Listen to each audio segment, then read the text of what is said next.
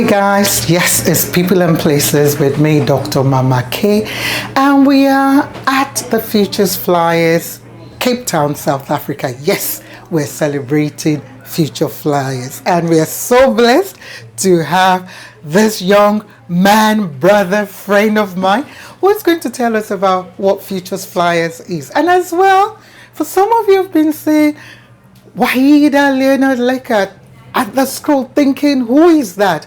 Well, that's our board member with bold moves. She's here today for this visit to Future Flyers. So, sir, tell us who you are and what you do here. Okay.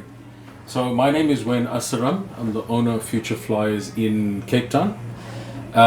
Future Flyers has been around for a very long time. Miss Annalie Asaram, my wife, started off the company in Johannesburg in 1996 already. So, we've been around quite a long time. Next year will actually be 30 years in the running. Woo! And, well done. In 2018, it used to be one big company. We had a branch in Johannesburg and one in Cape Town. We split the company in two because of the dynamics. We needed to have management personnel here because of the growth that we were experiencing here. So Annalie and myself actually, along with the other board members, split the company. And Future Flyers Cape Town was actually born.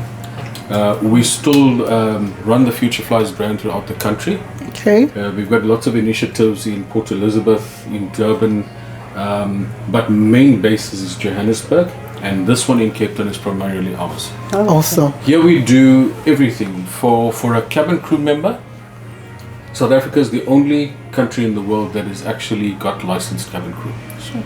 So if you go anywhere else in the world where they train for the company specifically. So if you look at someone that goes to the UAE, they go to work for Emirates Etihad Qatar. Okay. And when they're done, they get a company license. It's not recognized by their civil aviation, but this country is recognized, which is why we get so many people that come from abroad to this country to come and study the license. So when you're done, you actually have a license like a car license. Awesome. You can then take that license and you can apply for work over border. And people might think, okay, look, why should I come to Future Flyers when I can go directly to an airline? Well, the problem is, number one, access. We are one of two schools here in Cape Town that has such a program. And obviously we run different programs. They've got different accreditations in what we do, Right. but we stick to aviation. So we do the full cabin crew training from grassroots all the way through to the full qualification. We also do training for companies, Fly Safe, SA Airlink, Fly Semi as well, and a lot of other small operators. We assist them with things such as dangerous goods training, slide jumps, Wow. firefighting, wet ditching. We take them to the ocean, big swimming pools, and teach them there. So it's everything that's got to do with safety-related stuff on board an aircraft.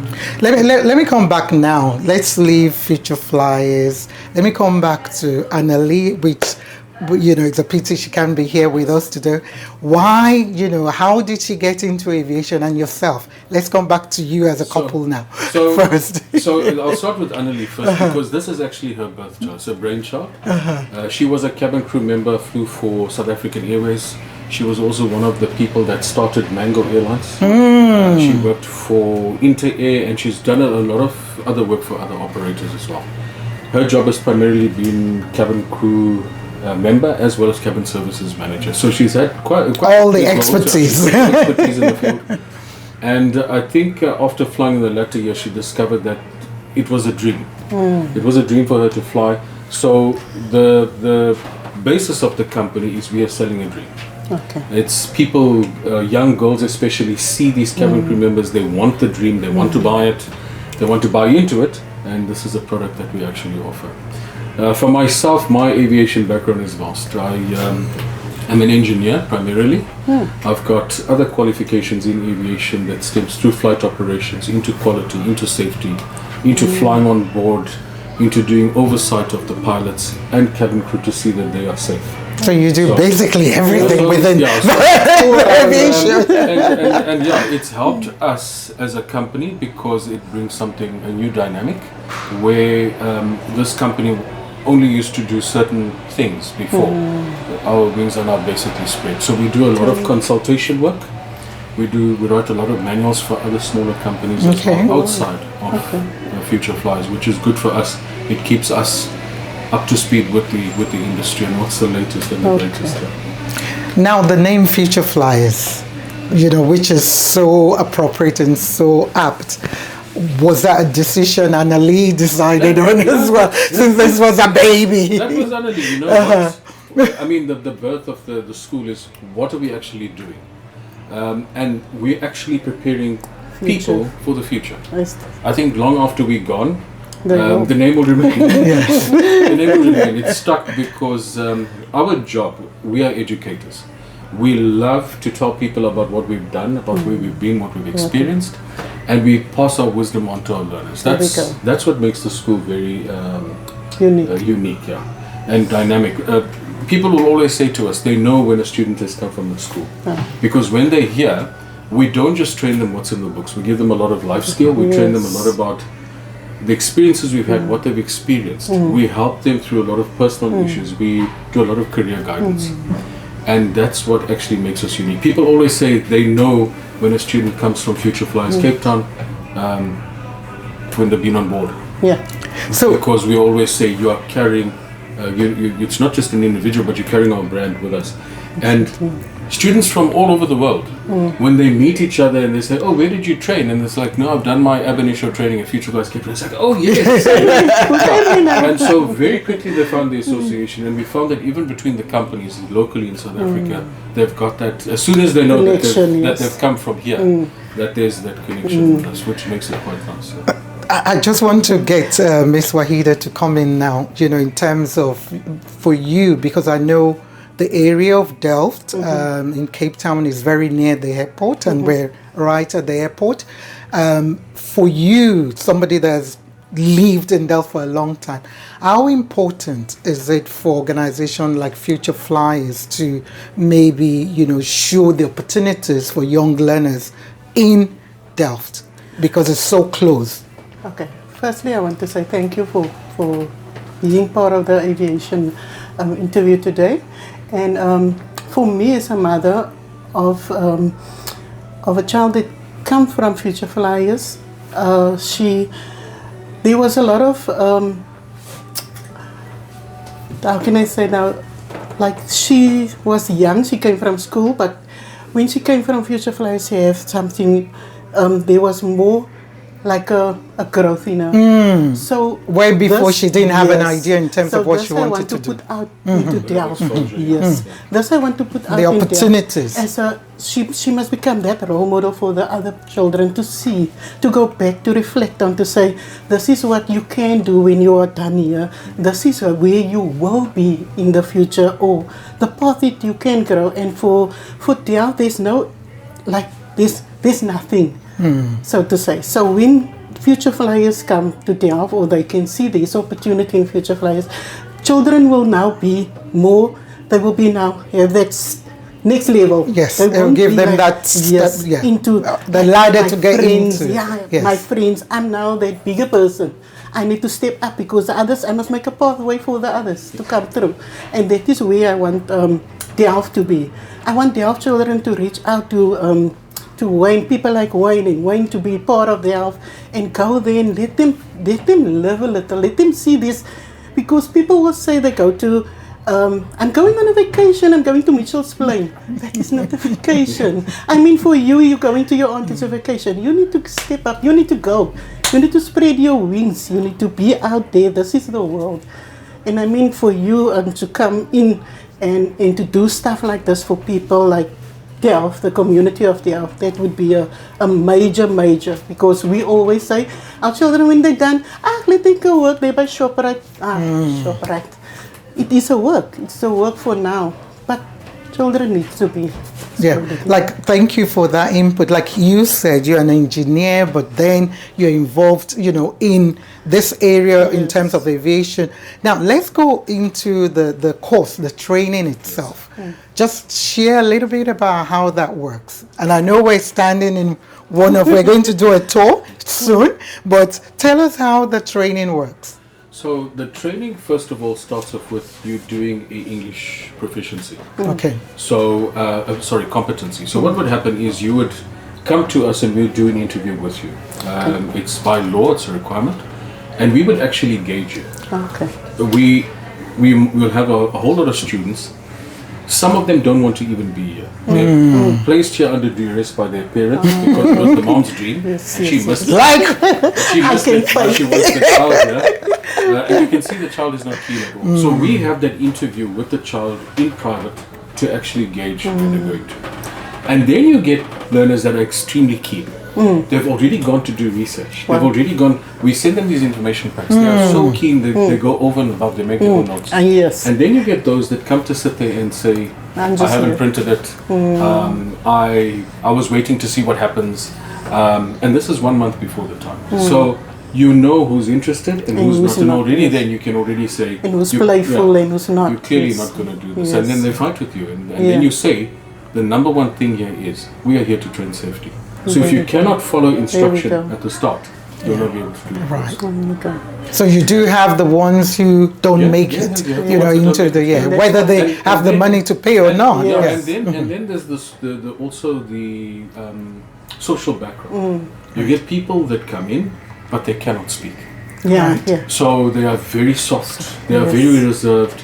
And they don't speak English nicely. And you find it with your predominantly Afrikaans speaking kids. The out of towners, your Portuguese speaking, your French speaking. Right. They're unable to actually grasp the Indian concept. So at that stage, we actually sift the people out. And we say, you can do it or you can't. Right. And even when it comes to dialect, like the Cape Townian dialect for colored people, the way they pronounce certain words, and you say to them, you cannot say that. And then they'll say to you, no, but this is the way I speak. And you say, actually, no, because when you're on board, you're going to have to do it differently. Yes. For the foreigners to understand you, then they sort of think, okay, I'm going to have to adapt. So can I ask a question? Yes, so what other than that is there for them if I have a speech? So like you can't say your word right, you can't pronounce your R right, so that would be a disadvantage in this field. So how do we So we have to be very careful. We have to be very careful. So there is reading exercises that we can give them. And you got to find out first what the core problem is. Do they have a lisp? Do they bray? And from a social view, how do you actually speak English? Who do you hang around with? Right. Because that's got to change. Exactly. Obviously, if you're in a community where people all speak the same, that's what you're going to do as a default. So there is exercises that you can do, reading exercises. And then we also promote the watching of lots of television. Short clips though, not entire movies. And it needs to be English, not American English. We've had it where we tell students to go and learn American English. They come with it. Afrikaans, and then they come with American. So when that is done, we then register them for the training. And there is guidelines. Okay. They've got to go immediately for a medical. So aviation medical, it's a class 5. And it's valid for 5 years. And they've got to... they do a whole array of exercises. So they check the lungs, the hearing, the sight, etc. Because obviously you can pressurized cabin. And when that is done, they do X-rays as well. And when we get the okay from the doctor, you then get registered onto the training. Wow, nice. And then your training course starts. You start off with a thing called safety emergency procedures training. Okay. Now, lots of students always think we're going to train you how to serve tea and coffee. That's what we don't teach you. We teach you safety procedures on board an aircraft. How it flies, what it does, why it's doing what it's doing, how does it stay in the sky, what your job is, what your responsibilities, what do you do in case of emergencies, Exactly. Yes. how to evacuate people, how to deal with people on board, how to deal with special passengers, people with special needs. 4 weeks is the training, Okay. roughly 20 days, and then they will write a final exam. When they pass that exam, it means that they are, from a safety aspects, ready to take on the CAA exam. Okay. Before they go for it, we will do things like firefighting, Okay. we will do things like dangerous goods, and we will do aviation medicine. Oh. First aid training. It's Wow. intense 5 days. It even involves things such as childbirth. Okay. It even involves CPR. CPR, working with the AED, childbirth, death on board. to the Oh extreme. yeah. Okay. And when they've done that, they're ready to write the civil aviation exam. Then we will take them across to the civil aviation. They get booked in and they will write an examination. The pass mark is 75. However, I must state that here at our school, the pass mark is 90%. Yo, that's good. So you set a real, God's really yeah, and we top do, standard. We don't have dropouts. I'm not going to say dropouts, but if the learners do not make it by the third progressive test, we take them off the training course, and we actually register them into the next course with the next group of people. Because maybe what they need is they need revision. They're unable to understand the concepts. They're unable to grasp what it is we are teaching them because it's a lot that's packed. It's a lot, yes.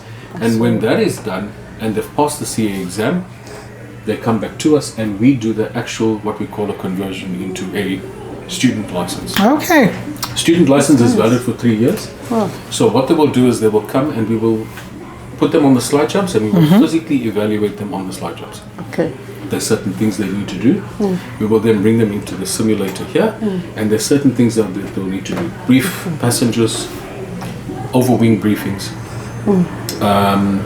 making sure that certain tasks get done with regards to equipment, certain checks, etc. And then we will take them to the aircraft as well. They'll spend about 2 hours on board the aircraft, 2-3 hours. The actual aircraft itself. Depending on the size of the aircraft. And they'll do things like familiarization on board, special features of the aircraft. How does the door operate? That type of thing. Then they will come back. We will do firefighting next door. We've got a firefighting simulator there. They'll need to be signed off on that. So anything practical. And when that has been done over the course of 5 days, we will then take all their documentation, compile the portfolio, and send it to the regulator, and they then issue the license. So it's really very structured. It is very structured. Okay, I think we're going to stop for a very quick break and we'll be back because we're going to take a tour around and to have more conversation and to tell your story. Okay. We'll be right back.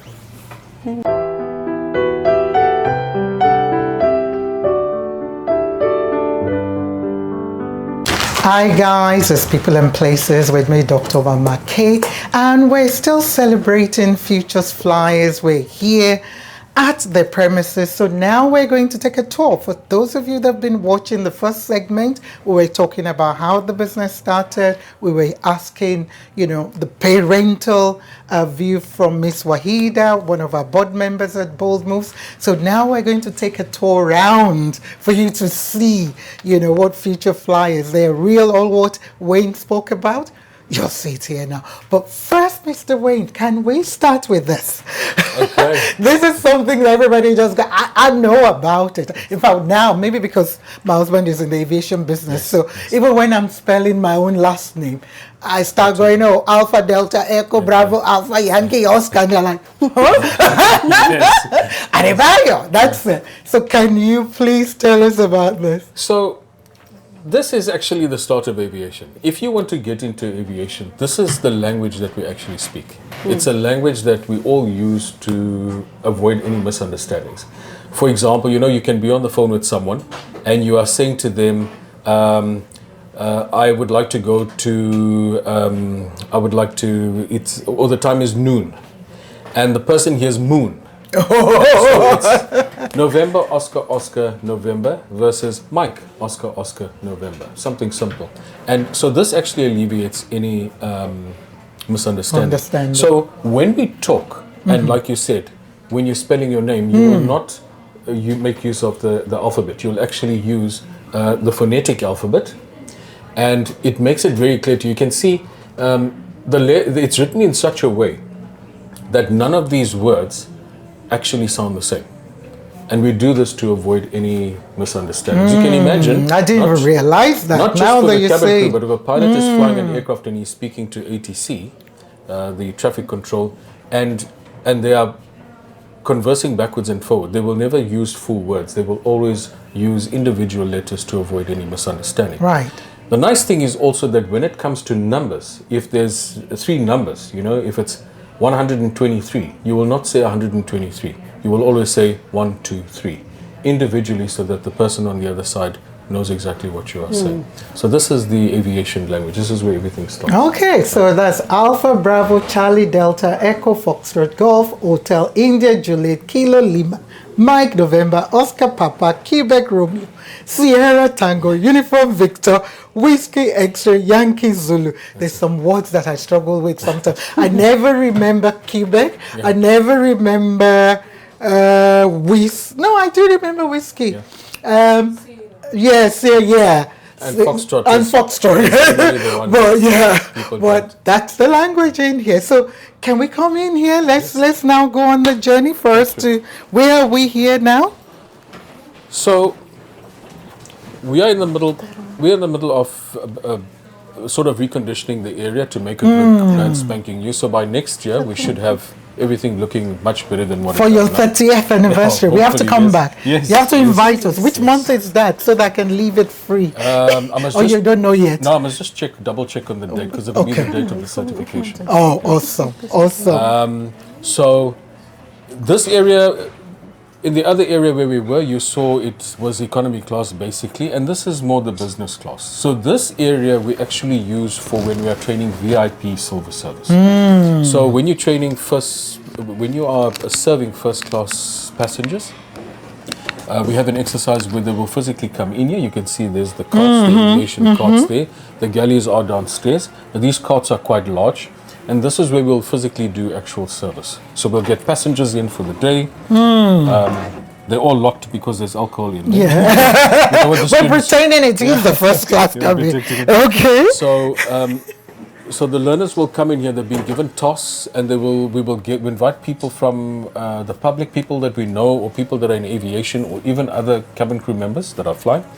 They'll come and sit in the seats, and these students will physically do a service on board. Oh, so right, to do the practical. Yeah, we'll issue the passengers with a ticket. We'll tell them on this day, at this time, make sure you're here. I see. They will be briefed. They will come through.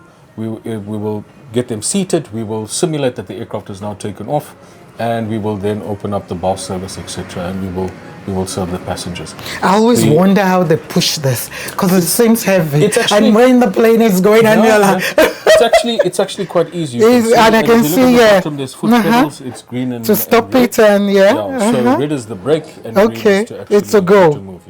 All right. And of course, and then we've got up here. Okay, that one doesn't open. Right, but it's normally where you'll put your safety equipment up top. You don't want it low because the passengers are here. You don't want them bumping things and damaging it. Right.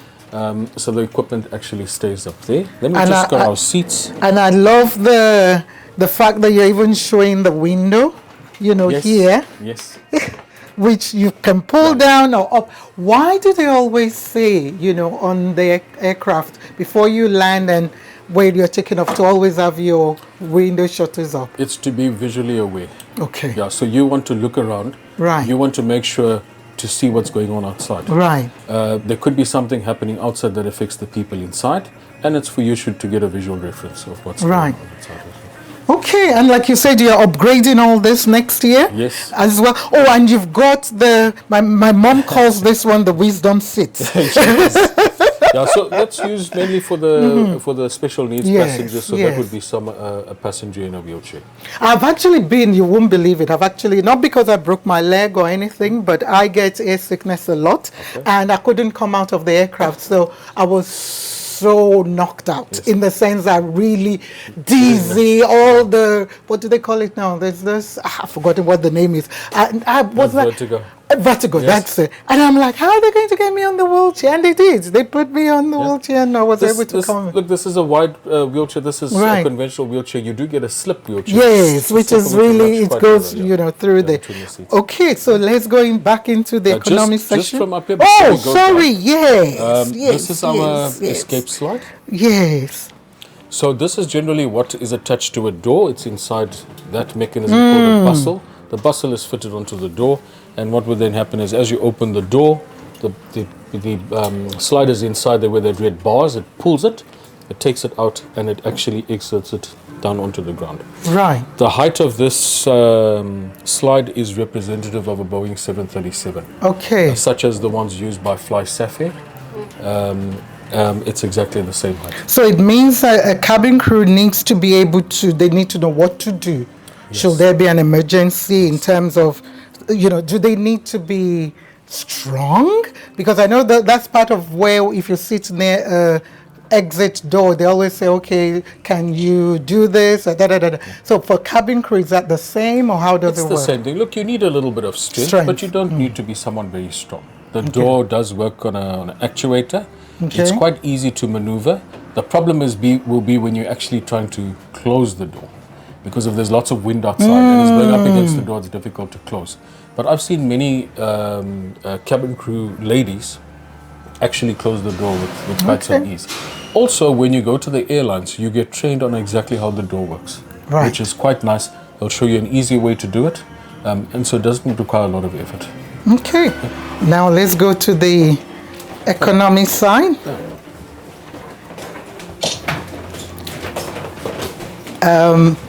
I'm looking at this one here now.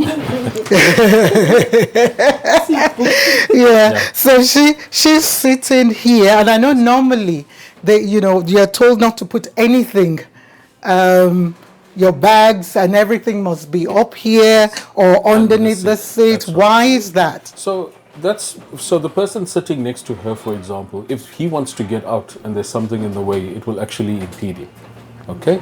And now for the people that are in wheelchairs or blind or deaf passengers or pregnant mothers, you will always find that they're never ever sitting in the aisle seats. They're always sitting on the side. And that is because it's going to be more difficult for them to actually get out of the seat. Right. If they were sitting here, then they're going to impede the person next to them.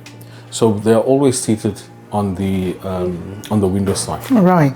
And then you've got all the seat belts, the usual, the seat belt, here. Seat belt is a standard feature. On everywhere, and you have to use it. And if you're carrying a baby, there's an extra. There's an extra so one, the cabin crews are taught all that, how to use it. Correct. Yeah. And also, then, if you are a little bit big, then there's yes, because I've seen that you do need extension. And here as well, we've got where tray tables. Yeah, tray tables for your food or drinks and so on. And that's important as well when you're taking off or landing to have them up, as opposed to because they used it can be used as a projectile. It's a moving part. So if it's not in position, or if it's not stowed away correctly and it comes loose, it can actually hurt the person sitting in front of them.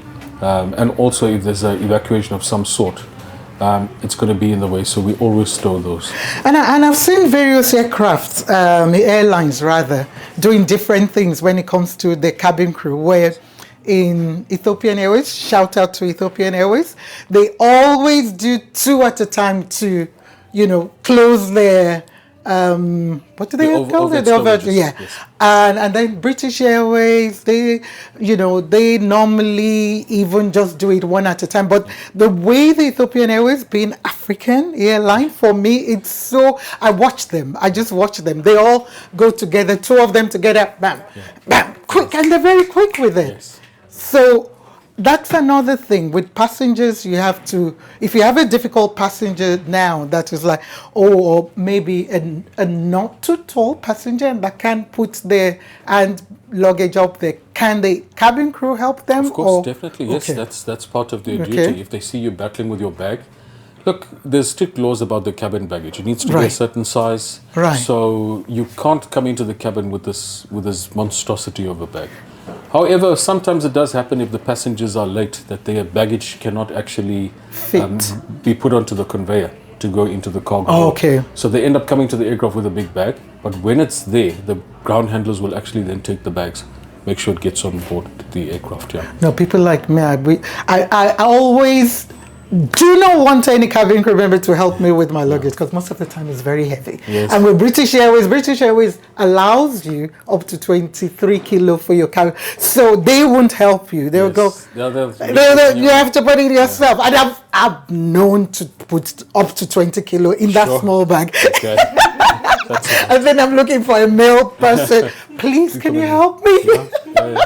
All right, let's keep going. Okay, we'll be. If you want, we can go across Okay. there to one of our classrooms. Yes, let's go. And here you've got. This is just a general galley. Okay. You'll see that we have a seat here. This is a cabin attendant seat, so it's Right. a pull-out type seat. Okay, so this is what they will use for during takeoff and landing. Sorry, Tara. And you can see behind the door here we've got another one where a person can actually sit. And we will use those for during cabin demonstrations, etc. Awesome. And I can see all your encyclopedia here and So- the uniform. So and that's look, we've just got for display purposes, and you can see all those props that we have up there. Those are the types of things that we will use for dangerous goods training. Oh, okay. What passengers are allowed to carry on board, what they're not allowed to carry on board. So that's also a speciality. It's one of the training courses that we give. Awesome. And then here we've got the classroom. Yeah, on this side is one of our classrooms. The classroom does seat up to 18 students, but I must say we prefer not to do it. We prefer to keep the classes between 12 and 15, and that is for the instructor. The instructor needs to give the learners a lot of attention. We can't have learners running away. If you have a group of 18, then you'll find that there's too many differences between the learners. You get fast ones, you get slow ones, and so the instructor needs to have a good amount of students so that he can control it. Up And here on the you've got table, the life. Yeah. yes, up here on the table. So what would normally happen is this class that's currently here, they are working with equipment. So this equipment is normally inside the mock-up where we were, the cabin simulator. We've brought it out over here just so that the students can now actually start physically working with the stuff. Right. So this is equipment that you would generally find on board in aircraft.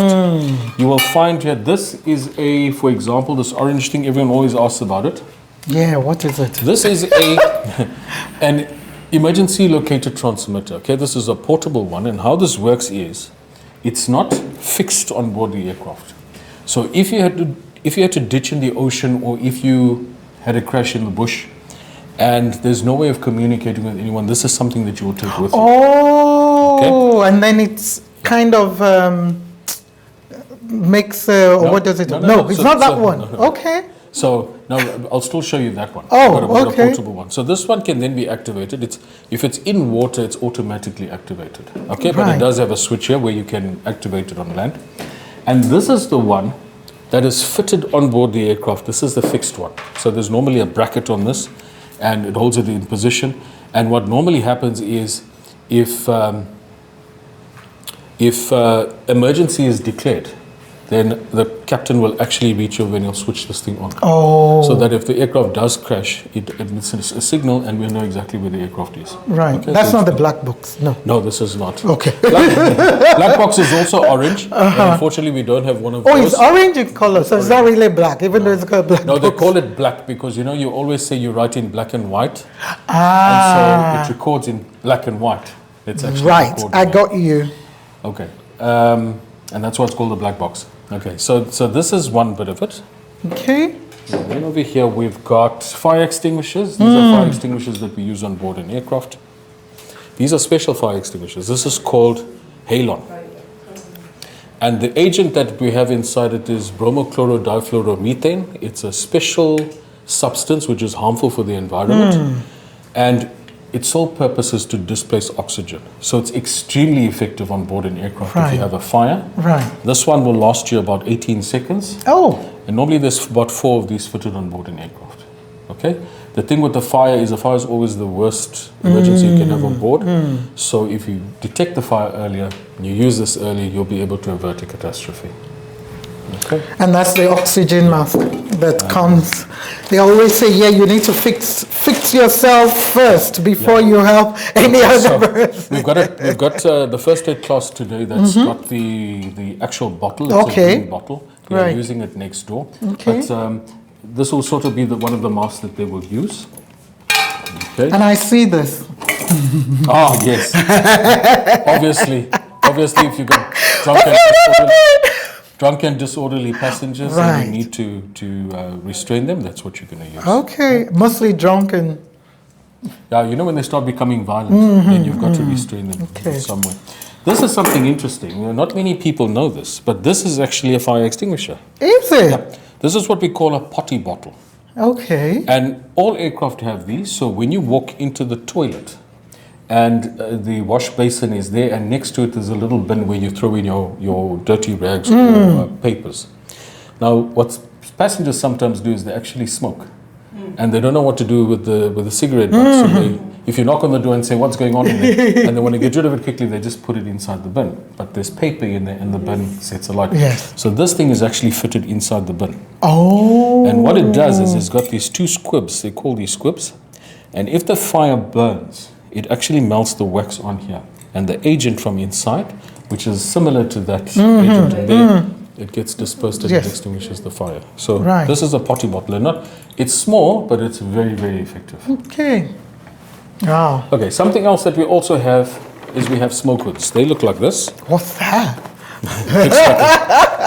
This is just one of them. There's many types. Okay. You can see this one here looks like this. This is called a Draeger. Okay. How do you use this? So you actually got to get your head inside here. Oh. And you'll see your face in there. Okay. So there's one. And it's got a breathing apparatus attached to it. It's been removed on this one. But what it does is when you put it on and there's a fire on board, it'll actually protect you from the smoke and the fumes. Is this for all passengers? No, this is only for the crew. Crew. There's generally 4 of them, depending on the size. What happens to us, the passengers? You get the drop-down masks. Oh, okay. We use that. The crew use that because they need to move on. Here's another one. This one is the Scott. You can see it's same principle as that. But this box would normally be fitted inside there at the back, and it generates oxygen. So this is another example. You also get this one here. This one is a little bit worn. Wow. But this one looks like a spacesuit. But exactly the same. And you can see the canisters for the to stop the oxygen generation there. Wow. We always pray never to need to use them. Yes, this is true. This is very true. And then we've got the vest here. Yeah, we're going to go over to the vest now. That's the one they tell you how to wrap it. That's right. So this vest in particular is for an infant. Oh, I was going to say. It's a bit small. So this one is for an infant. Okay. And this one You can too? see this one, believe it or not, is for a baby. So you can see the arms out here. There's the arms. And the head will stick out here. So this is for a baby. And if you're in the water, this will actually it'll look like this.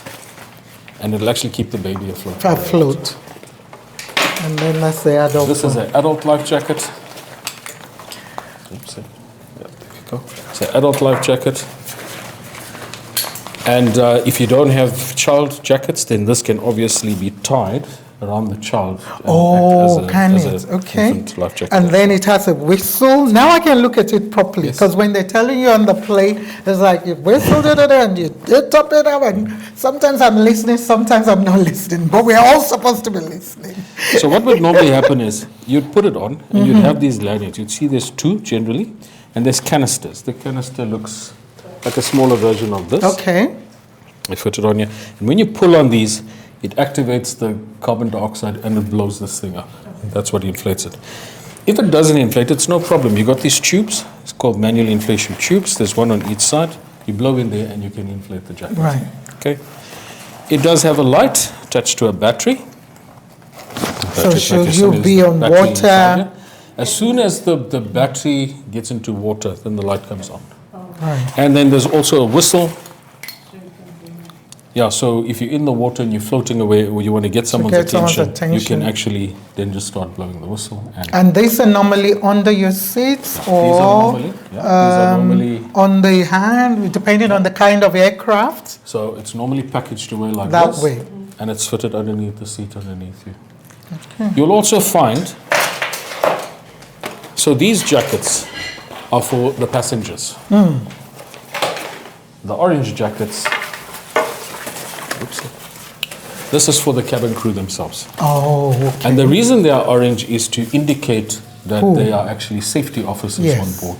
Yes. And if you're looking for someone in authority, the cabin crew, we've trained them that they need to take authority on board the flight. So if you're looking for the person in charge, you need to find these Look guys. for the orange. Okay, but they don't tell us that on the plane. They need to be saying. So who do we follow? Who is leading? Who is? But you pray you never have such an experience. You pray that you never have to use You them. never have to use them. Yeah. We spoke about the seat belts Yeah, the earlier on. seatbelt again. Yes. You can see here's a seatbelt extension. Okay. So this would, the black one would be the normal seatbelt, and this would be the extension in the middle if Extension. you are If you have a slightly bigger person. side. Yes. But and I notice a lot of people, especially those flying for the first time, they don't know how to use this, and it's real, as in a big struggle. Because I've had a few encounter with a lot of people, because it looks easy if you're a frequent flyer, but if you've never been on a plane, they actually could be a little bit confusing. So yeah, that's why we've got that. So this is the safety card. Okay. There's lots of pictures on it. It's very descriptive. And it actually shows you how the seats work. It actually shows you how to tie the baby in, especially with the seat belts, etc. How to fit it, how to release it. It tells you what to do in case of the oxygen, the mask being released from the overhead stowage bin. It tells you what to do in case you land on water or on land. It tells you how to brace the positions you actually should be in. Okay. On the back, it tells you what to do in cases of smoke on board the cabin, to cover your mouth and to bend your head well down.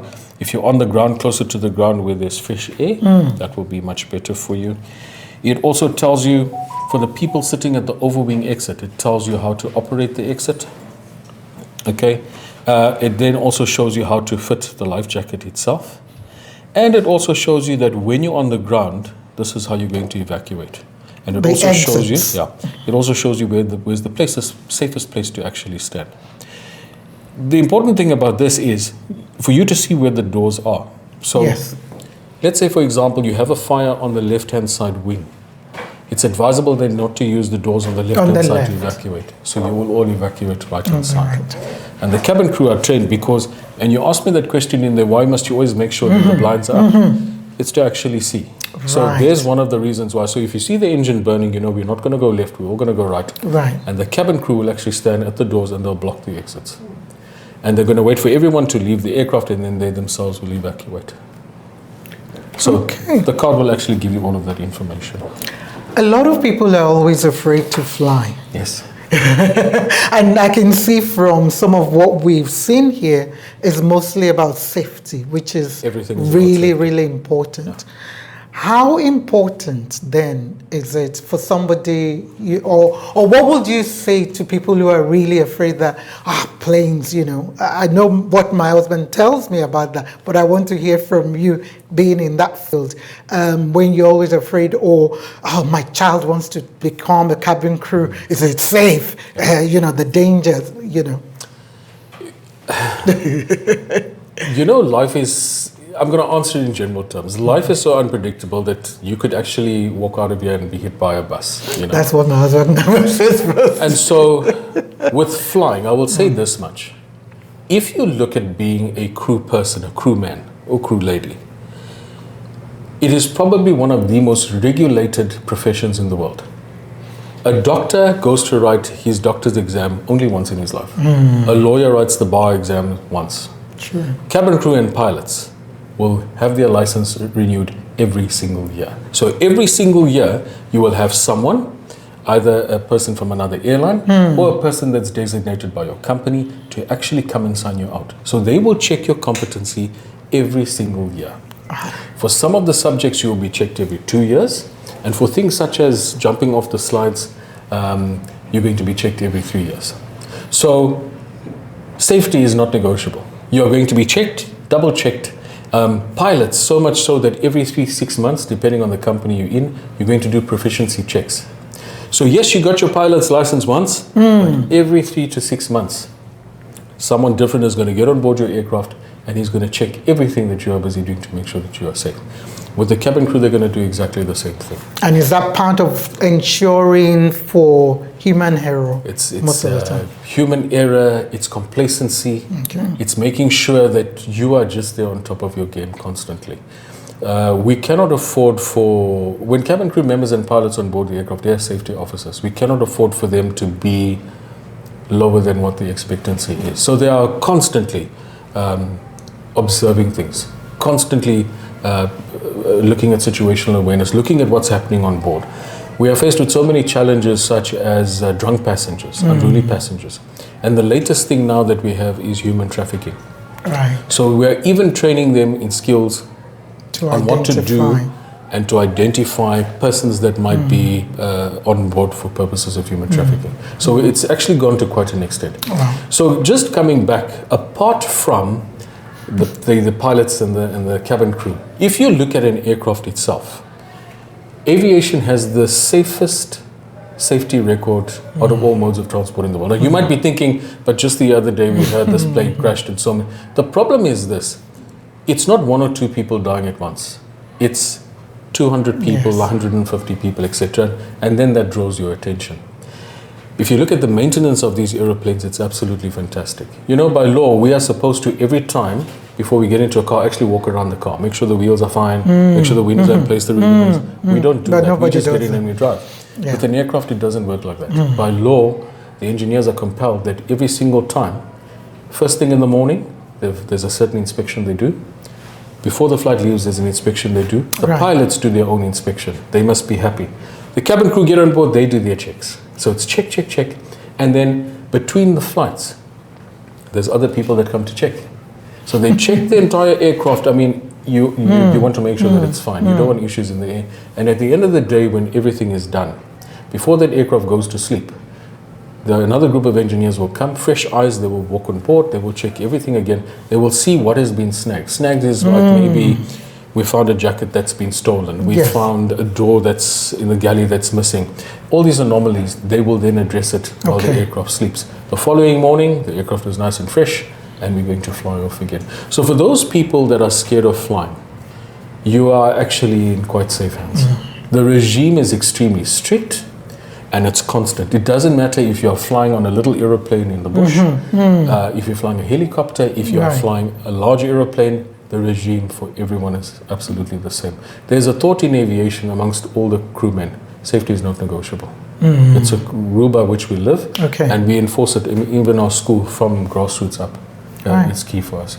Wow, thank you. It's been so much education and the learning process, but we still got a little bit more to go, so we'll be right back.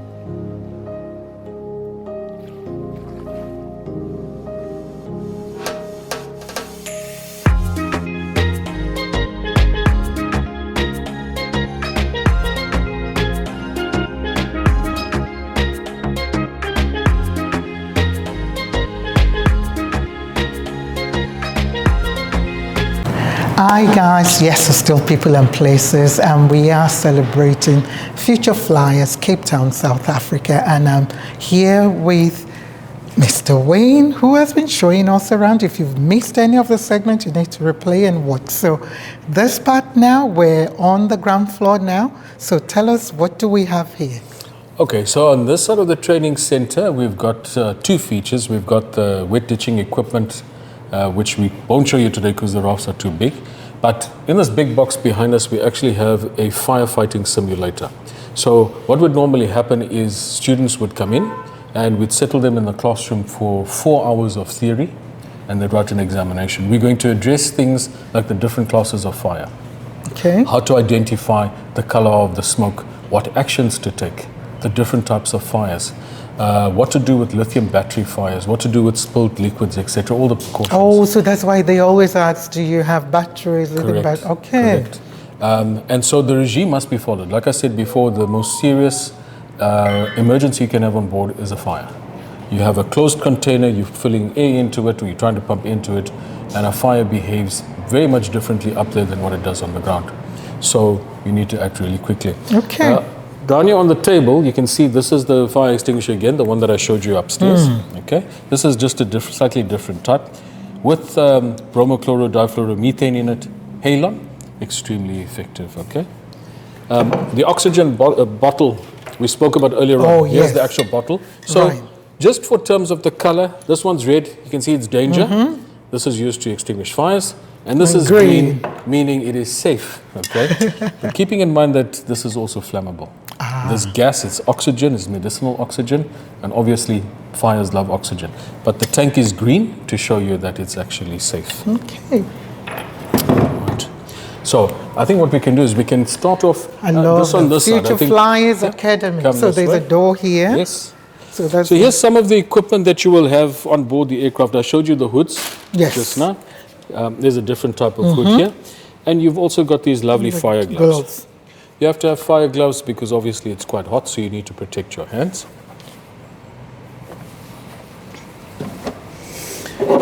Up in the cockpit, the crew will wear an Eros face mask that looks like this. This one's Eros, but this one's made by Scott.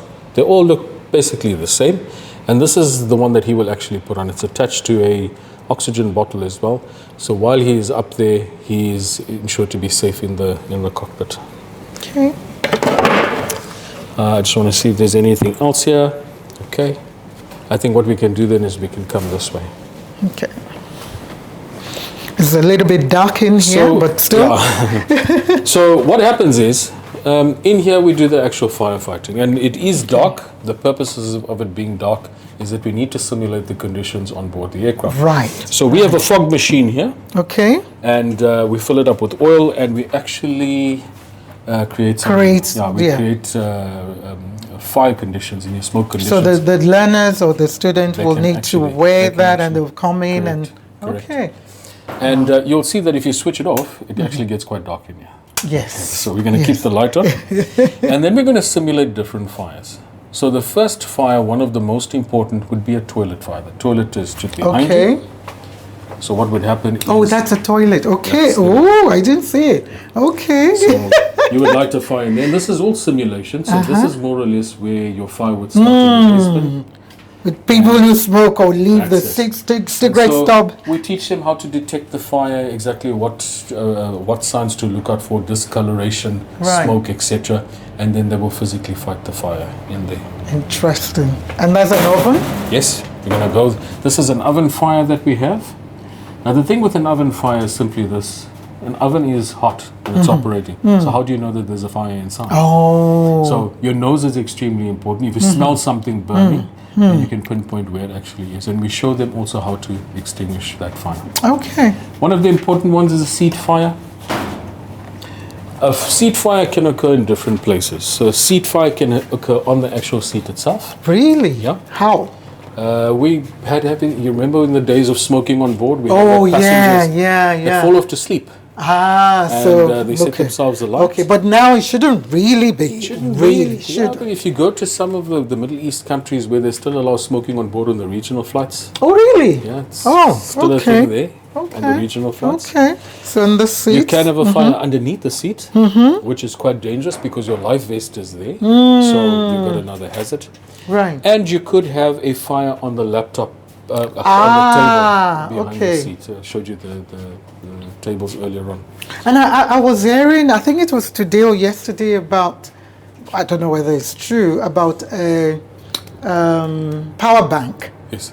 that, caught fire, I think in Australia or something. It's a common. Is problem, it? yeah. Since June, I follow a lot of the social media pages on Facebook. We've had like maybe a dozen. Since So you June can this imagine year. having a power bank on the aircraft. Yeah, and it's Sure. a light, and it burns, and then there's no way of actually controlling it because and the problem with the lithium battery power bank is once it's ignited, it's not just that thing that's burning, it's the stuff around it. Right. So if you have your overhead stowage bin, your 30 kilograms Yes. of your bag. 20. Wait, come on. Not up to 30. If you have your 20 kilograms, now in there you've got a vanity case, you've got your perfume, which is 80% alcohol. Yeah. You might have a nail polish remover in there, which is corrosive and highly flammable. Now you've got the power bank in a bag next to it, and that is a light. So a big potential for a disaster in the overhead storage. Now you're really educating me in terms of safety. Down in the cargo potential. holds, the cargo holds, I'm going to say it's controlled to a better degree. There's containers. So if a fire starts in a container, it can be contained. It won't spread to another container. Some of the aircraft, they don't have containers. Then if one bag starts burning, it's going to go to the other bag, etc., etc. But in the cargo holds, these aircraft are kitted out with fire detection and fire suppression systems as well. So there is some degree of extinguishing agent that they can throw in there to actually extinguish the fire. On board, however, you've got all these people moving around, so it's a bit difficult. So they are trained on how to handle fires in the overhead stowage as well, and on the seat. The other fire which also we have a problem with is a sidewall lining. So this is simulated sidewall lining of an aircraft. Okay. In the old days, we had a lot of issues with electrical fires on board a plane. The fire is behind the panel. So we actually show them the methods to actually try and get behind the panel using a crash axe to gain access. I saw the axe up there. To gain access to the to the fire itself. You might not see the fire, but at least you can get the extinguisher, the nozzle in, and you can to some degree. Wow! So it's about 5 different areas, basically: the cabin, the seat, the toilet, the oven, the panel. I wouldn't have thought of that. Yeah, what is and now you get, if you think about the different types of aircraft, you can have a small aircraft. So the simulator that we have came off a small aircraft. Yes. Meaning there's only one crew member on board. In this simulation, there's 4 crew members. Okay. There's one that's attacking the fire. Right. There's one that's the backup that brings the equipment, that moves the passengers away. Right. There's a coordinator that is basically passing on signals to people, moving passengers, maybe removing the equipment, shutting off the outflow valves, removing the equipment from the bin itself. And then you've got someone that's actually speaking to the captain, the communicator, telling him, this is what's taking place. Right. This is what we are doing, so that we don't divert the flight, try to counteract the actions that we are taking. But if you're a single crew member, there's the problem, because you are doing everything. So you've got 49 passengers. So according to law, 1 cabin crew member for every 50 passengers. Okay. So you've got 49 passengers on board. And you're the only single crew member. Single person, so you're looking after all of these souls. And you're as dealing well with the fire. So in situations like that, crew would generally ask an able-bodied passenger or person to support, to actually help. come and assist and say, I'm going to do the actions, I'm going to don the equipment, I'm going to do this. Here's the interphone, you can call the captain, you can tell the captain what it is I'm doing. Okay. So that means as a cabin crew, you need to have people skill to be able to appeal, to other people, on the aircraft to help you. Because if you don't have that people skill, then you're doomed if you're the only crew member in there. Okay, all right, let's see. And we've got the classroom here, and then I think okay. So in here, you'll see, we've got these placards up here. We've got them in all of the classrooms. These placards are basically to show passengers what they are allowed to bring on board and what they're not allowed to bring. So it's very descriptive. This information also appears on the passenger tickets. It also appears at the boarding gates. And passengers are then constantly reminded of the amount of batteries they can bring on board, what the sizes must be, the different types of aerosols, things like cosmetics, things like medicines, things like aerosols. Do we have problems with cosmetics? Okay, so I know you mentioned the nail varnish. Yeah, I'm not going to say it's a problem, but the quantities is quantities. Okay.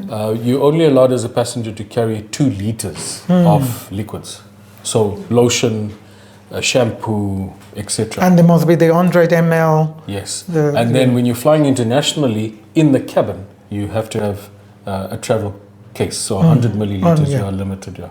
And the reason for that is when you're up in the sky, because of the cabin being pressurized, the bottle's always open and they always spill. So they always ask you to put it in a Ziploc bag so that it's protected. Some of us are rebels. We always like, no, why? Why do I have to put it in there? Why can't I carry my batteries? So it's all about safety, at the end of the day. Okay. All right. Well, I think we're going to go to the last segment soon. We'll be right back.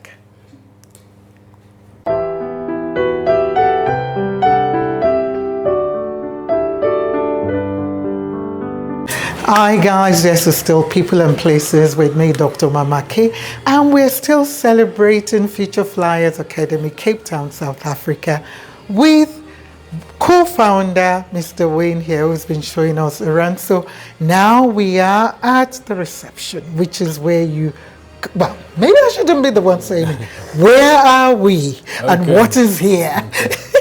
So we are currently at the reception area. You'll find up there on the wall, first of all, is our accreditations. By law, we have to have these advertised. They're also up on our website for students and the general public to see that we are a legitimate company. Okay?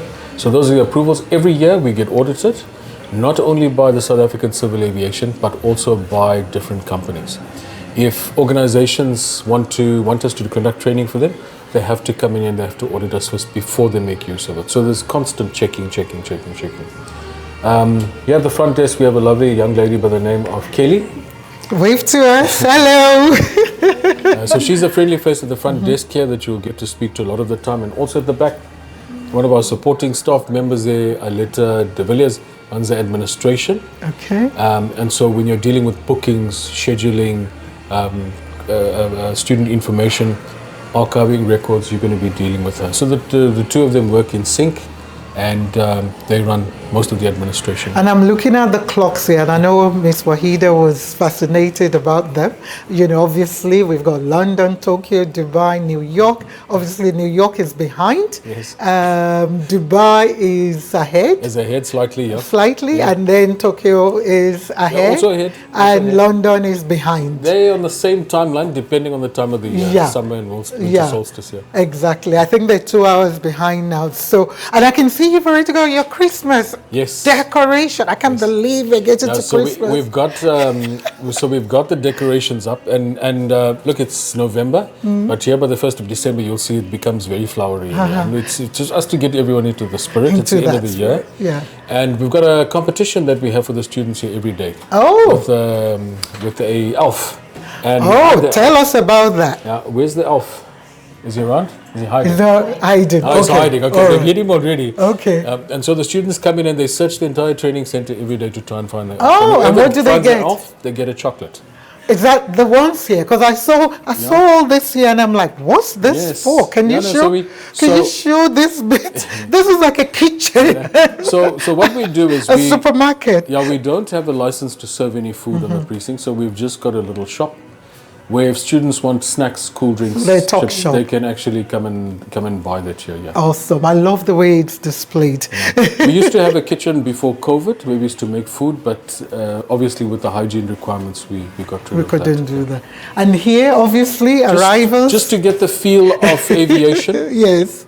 So when people generally come here, when we set up the training center, we wanted people to get the feel of an airport. We are in a warehouse, so many people outside don't know what's going on in here. So when they walk in here, it's like, oh, this looks like an airport. And we're like, transport you to the airport. What we actually want to do. And for the cabin crew members, it gives them the feel of they are now actually there. People like me don't check this, and then I miss my flight. And you miss your flight. So look out for this, or departures or arrival. Know which gate, and sometimes they change gates. Yes. So yes, there as well. Okay, and finally. Okay, out on the side we have a open auditorium. So this we will use for if we have extra groups. Right. We get a lot of tours, and we don't take the students through to the classroom, so we will bring them in here. And then also we fold up all the desks, and this actually becomes the venue for our graduations. Oh, okay. So you'll come in here and you'll find we can fit in here 80 people quite comfortably. and we hold the graduations on site. And what else is there? This is the general facility where they'll make tea and coffee, etc. There's also an area on the opposite side. And I can still see the, what do you guys call this? That's the aircraft galley that we The have galley, there. yeah. Okay. So it's just for display purposes, and the learners can actually go to it during lunch. There's a time when they actually have to do service at the galley itself, just to see how everything works, where to get hot water from, how the electronics works. They will do all of that there. And then on this side, for now, we've just got table and chairs here. We did have a session a couple of days ago with the school, with a couple of learners. They came in and they... So learners can come here to we come in, experience. and on the big display screen, we can put on videos for them. If there's something that they want to learn, we can actually show them here. Awesome, wow. And I can see some of your graduation pictures there. So those are pictures from 2010. So the proof is there. We've already been around 15 years, and that was when the school was still in Belleville. And we've been here in this precinct. 2026 will be 10 years that we are here in this precinct. So yeah, we've been around quite a while. And then on this side, this is the bottom side of the slide jumps. So this is what the actual slide looks like. Yeah, from the one bottom. you were showing us basically from up there. There we go. Yeah, so this is the actual slide itself. And we have a blanket. We've just taken the blanket off because what happens in winter is because of the water in the air, the water settles on the raft and then it becomes clammy. So we put a blanket on it just to keep it warm. Okay. So that the students, when they slide on it, there's no friction. Graduation. So when normally in a year, how many intakes or cohorts do you have in a year? And your school year starts from January to December. So in a year? In a year, we will have 6 courses. Okay. And we're running 2 classes concurrently, so 12 classes in all. And through a year, about 180 students. Wow. So it's not a lot. If you look at other schools, they do a lot more, but we prefer to have the quality, to keep the numbers low, because what we also want is we want the learners to have a fair opportunity to find employment. If we flood the market, then what happens is you have too many people, and then they don't have an equal fighting chance. Some of the learners are fortunate, they get work very quickly. Others, it takes them a little bit longer. But so what's been your percentage roughly of people who found work? How has that been? Because I know the markets and what is out there is... Look, at an average year, I'll say 65%. That's good. But it's due to lots of different reasons. For a lot of the airlines, they want you to have a driver's license and have access to a vehicle. Right. Not everybody can afford it. And then for others, they need to have their passports. Their passports might not be ready. So there's different demographics. For some airlines, like if you look up in the UAE, you have to be over 21. Right. And some of the learners, when they're finished, they might be 18 and they don't want to fly locally. And they'll wait until they're 21 and then use the opportunity to go and fly up in the UAE. And Future Flyers have contact with UAE, SAFE, as in... Yeah, so there's no hard and fast rule to it because we are not a feeder of people into the industry. No. Companies come to us at different intervals. They have different needs. For example, we just had one of the leading airlines in South Africa come to us, and they requested people to come and work on the ground here at Cape Town International. So we put out I'm going to say an advertisement, but we notified all the students there's an opportunity. Because you've trained them already, so you can... So they then will email you their CVs, and the reason we've got their CVs, but the reason we do that is to put them all into batches. And we'll say, for this job, we've got 50 people applying, and then when that is done, we close the entrance. We pass that information to the airline, and then they will do their sifting. And then when there's another vacancy, we'll do the same exercise over again. So it's not a hard and fast rule, but you get different needs. You get requests from companies. They'll say we are looking for a particular person, certain type of caliber, ethnic background, etc., etc., and then you will try and assist them in that way. We did have Emirates at one stage coming through and actually looking at some of our learners, which was quite good. But of course, as the HR consultants change, then the systems change within the company. So we don't have, it's not hard and fast, but at least we've got that good relationship. Right. Yeah. Who- The nice thing about the school is, like I said to you earlier on, people will tell you they know that they come from the school Yes. because of the type of learner, the caliber that we're actually putting out into the market. Thank you so much. Well, that's been a lot in there. This has been long overdue, for us to do this. But before I close, I just want to ask you as well, for you in terms of being an entrepreneur, because basically this is what you and Annie are. What has been the biggest challenge, in running something like this, and how have you managed, to address it? Look, this is something very difficult, especially in South Africa. If you speak to other training organizations that do a similar thing to us, they're all based in Johannesburg. So there's a bigger pool from which to choose, and the price of training because of the competition is lower. We are in Cape Town. Cape Town is more expensive generally. So to give you a good example, the medicals and the x-rays that we do here are more expensive than what you do up in Johannesburg, up to 3 times more. So we are facing a different challenge. 3 times more? So you can get an aviation medical for 800 Rand there with an x-ray of 300 Rand. Here you're going to pay 450 Rand for an x-ray and 2,800 Rand for a doctor. Okay. And it's quite difficult. You can negotiate with the doctors, but it's also a little bit tricky. Right. So the second thing is access to equipment. There are no aircraft, there's no space on Cape Town Airport where you have aircraft that are being chopped up, when they reach their time. So we don't have access to equipment, which you find we've got old equipment and we're constantly trying to rejuvenate it. That's the second challenge. The equipment is extremely expensive. It's not like you can get any of this equipment just by buying into a shop. If you buy it from the manufacturer, if you buy it on eBay, you're paying in dollars. So it is considerably expensive. And then the last challenge is obviously the training that we give is funded by the parents. It's private. Yeah. So there is that layout of money that comes from parents. And if you look at the educational system in the country, there is unit standards for cabin crew. However, it's not so well funded that we can have access to those funds.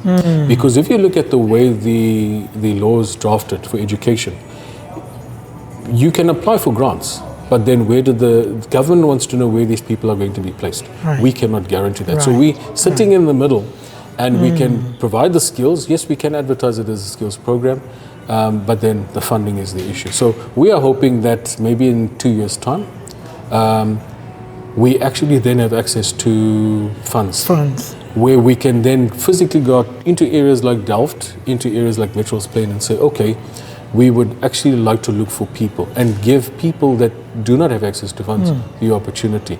Obviously government funded to upskill these people. Yes. And do you know what? It's not just about going to work on board an aircraft.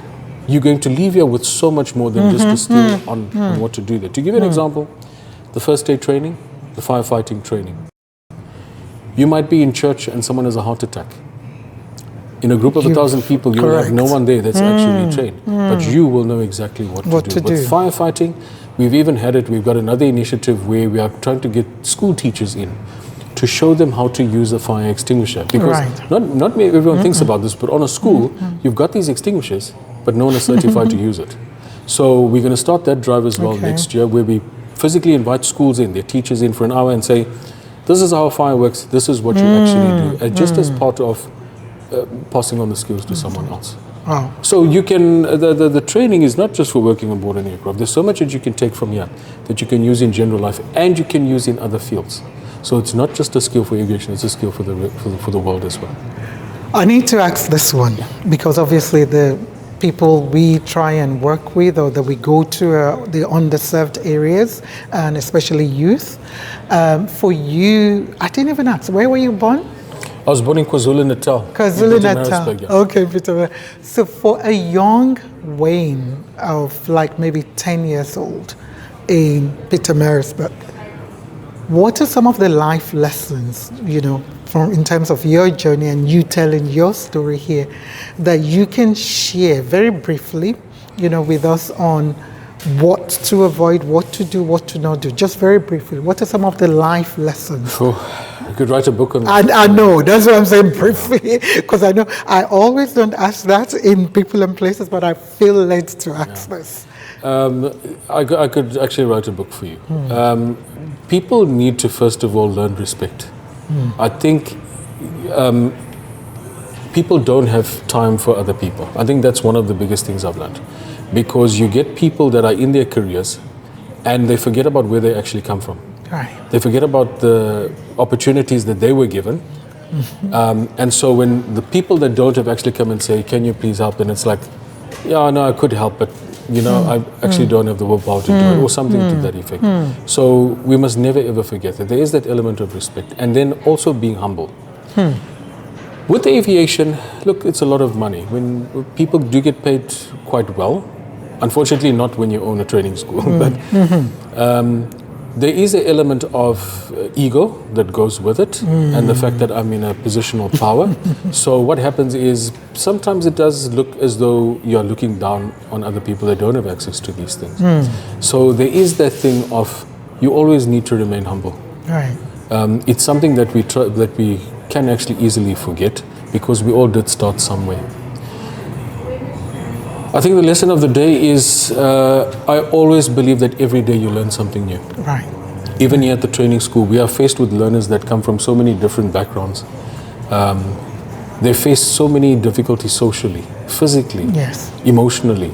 And when we're training here, you're not just training these people to do the job, but there's so much of soft skill that you've got to give them to prepare them for the world. Yes. And so we try and do our best with that. When it comes to money, when it comes to making decisions about relationships, when it comes to decisions about family matters, when it comes to, the other day I found myself saying to a girl, even though according to her, she's being not well treated by her mother, I said to her, you need to respect your mother.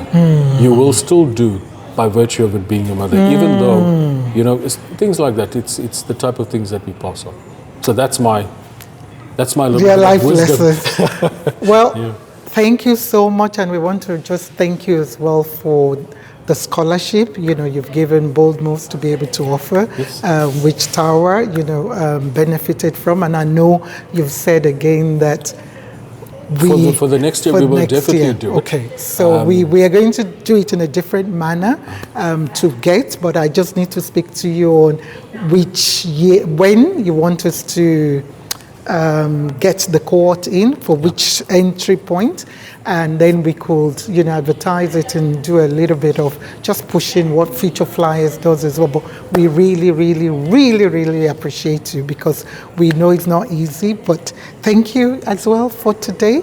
We see you, we celebrate you, and we've got a small appreciation, really, really small, for you and Annie. Is a coaster. Oh, wonderful, thank you. And it is interesting, here you've got Tell Your Story. So it's Yes. a coaster Oh, to lovely. both of you, just saying we celebrate Oh, you, wonderful. your story, your inspiration. Thank you for all you're doing, putting back into the lives of all the young people who come here to learn and to upskill them. Like you said, it's not even about the aviation skills alone. It's the soft skills, which most of the time, people don't see. are lacking. So thank you so much. And we pray God will continue to give you and Annie good health, and to you. give you joy, peace, and to be a blessing to others like you've been, to be blessed even more. Thank you very much. Thank you very much. I know I said lessons, life lessons, but now I wanted to finish with just speaking directly to anyone you feel led, looking in the camera, to just give words of encouragement. But I want you to look in there. Any kind of word of it,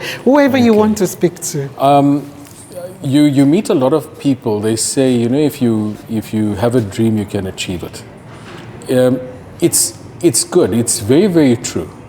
But today I think I want to give you something practical. You see people, you only see them when they are successful.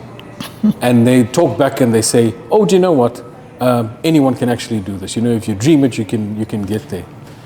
But nobody understands the pain and suffering you're going to go through between point A and point B. It is not easy. You need to remember that. If you have a dream, don't just think that, okay, I want to become a ramp model, and then you eventually get there. It's not an easy road. It's not an easy road to do anything. So if you think in your mind that you're not going to go through hardships, that you're not going to face trials, that you're not going to have tribulations, then you are easily fooled. You need to prepare yourself that if you want to get your dream, you're going to go through some suffering to actually get there. You need to actually cling on to people that will actually help you get there.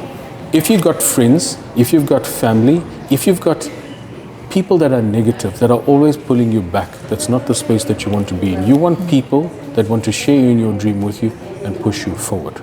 I've seen it many times in my life where I wanted a promotion, I wanted to go and do something else, but because I excelled so well in what I was doing with the group of people I was with, that they actually stopped liking me because they wanted me to stay with them.